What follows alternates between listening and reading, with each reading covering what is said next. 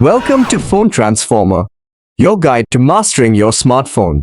Today, we're diving into the world of close-up photography by learning how to enable macro mode on your Android device. Don't forget to hit that subscribe button to stay updated with our latest tips and tricks. Let's get started. Step 1.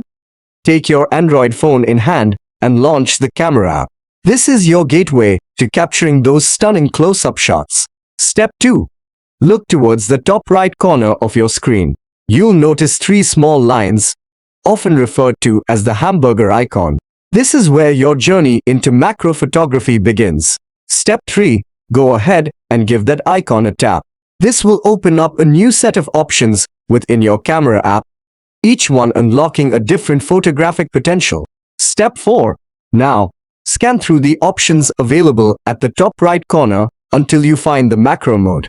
This special setting is designed to bring the smallest details to life. Step 5. With a sense of anticipation, tap on the macro option. You've now switched to macro mode, transforming your camera into a magnifying glass for the world. Congratulations! You've successfully enabled macro mode on your Android device. Thanks for watching, and we'll see you in the next video.